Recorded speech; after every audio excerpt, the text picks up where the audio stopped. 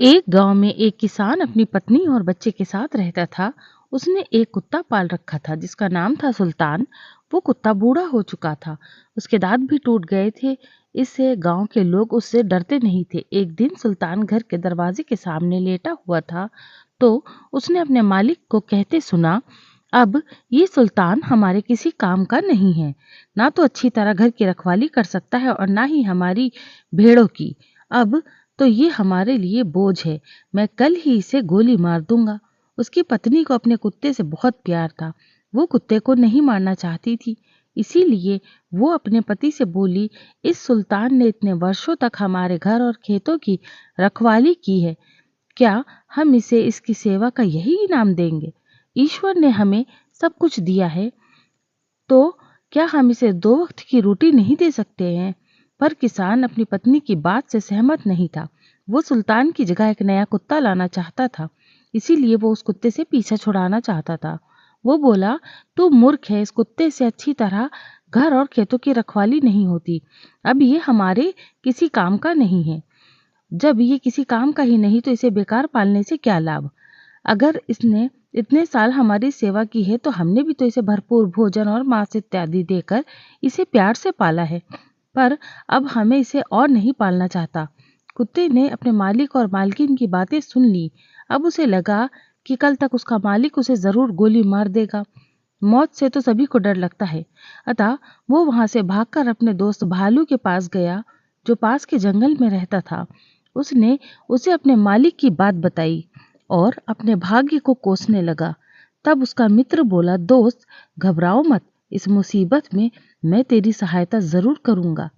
मेरे दिमाग में एक विचार है, अगर तू उस पर अमल करेगा तो तेरी जान बच सकती है। उसने सुल्तान को अपनी योजना बताई। कल सुबह किसान अपनी पत्नी और छोटे बच्चे के साथ खेतों में जाएगा, क्योंकि उसके छोटे बच्चे की देखभाल करने वाला उसके घर में कोई नहीं है। खेतों में काम करते समय वो अपने बच्चे को वहीं घास फूस पर लिटा देगा। उस समय तू उस बच्चे की रखवाली करने बैठ जाना। जब मैं इस बच्चे को उठाने आऊंगा तब तू भौंक भौंक कर और मुझसे लड़कर मुझे वहां से भगा देना। मैं बच्चे को वहीं छोड़कर जंगल की ओर भाग जाऊंगा। इससे तेरा मालिक खुश हो जाएगा और तुझे गोली नहीं मारेगा। उसे लगेगा कि तू अभी भी भालू जैसे जानवर से उसके बच्चे को बचा सकता है, तो तू अभी भी जंगली जानवरों से उसकी और उसके बच्चे की रक्षा कर सकता है। सुल्तान को उसकी ये योजना बहुत पसंद आई। अगली सुबह तड़के जब किसान अपनी पत्नी और बच्चे के साथ खेतों के लिए चला तो उसने सुल्तान के साथ में ले लिया। खेतों में पहुंचकर किसान की पत्नी ने जब अपने बच्चे को पुलाव का बिस्तर बनाकर उस पर कपड़ा बिछाकर लिटा दिया, सुल्तान भी उस बच्चे से कुछ दूरी पर बैठकर भालू के आने की प्रतीक्षा करने लगा। थोड़ी देर के बाद भालू चुपके से आया और सुल्तान बच्चे को उठाकर चल दिया। सुल्तान भौंकता भौंकता उस भालू के पीछे दौड़ा, तब भालू बच्चे को वहीं छोड़कर भाग गया। जब किसान और उसकी पत्नी ने सुल्तान का भौंकना सुना, उस बच्चे को उठाकर ले जाते भालू को देखा तो दोनों ही डर के मारे जोर जोर से चिल्लाते हुए भालू की ओर दौड़े। पर उन दोनों के पहुंचने से पहले ही भालू बच्चे को छोड़कर जंगल में घुस गया और सुल्तान उस बच्चे को उठाकर अपने मालिक के पास ले आया। किसान बच्चे को ठीक ठाक देखकर बहुत खुश हुआ और सुल्तान को बहुत प्यार किया, क्योंकि सुल्तान की वजह से ही उसके बच्चे की जान बची थी। वो खुश होकर अपनी पत्नी से बोला, अब मैं अपने सुल्तान को नहीं मारूंगा, आज इसी ने हमारे बच्चे की जान बचाई है। आज से तुम इसे रोटियां दूध में भिगो कर देना, क्योंकि ये बेचारा रोटियां अच्छी तरह चबा नहीं सकता। बच्चे की जान बचाने के बाद से रोज सुल्तान की खूब सेवा होती। अब किसान ने कभी भी उसे गोली मारने की बात नहीं की।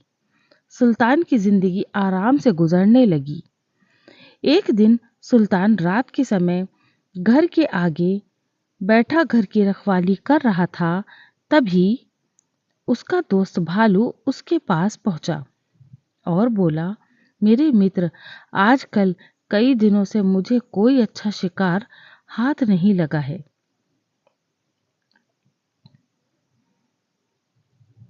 क्या मैं तुम्हारे मालिक की एक तगड़ी सी भेड़ को उठाकर ले जाऊं? मैंने मुसीबत में तुम्हारी सहायता की थी, अब मेरी मुसीबत में तुम्हें मेरी सहायता करो। सुल्तान बोला, ये नहीं हो सकता। तुम मेरे सामने मेरे मालिक की भेड़ उठाकर नहीं ले जा सकते। मैं अपने मालिक का नुकसान नहीं होने दूंगा। भालू ने सोचा कि सुल्तान उससे ऐसे ही कह रहा है। उसने सुल्तान की बात पर कोई ध्यान नहीं दिया। उस रात तो वो चुपचाप वहां से चला गया, पर अगली रात वो जैसे ही भेड़ों के नजदीक पहुंचा, सुल्तान ने जोर जोर से भौंकना शुरू कर दिया।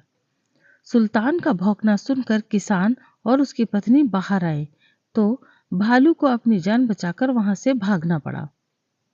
भालू को सुल्तान पर बहुत गुस्सा आया।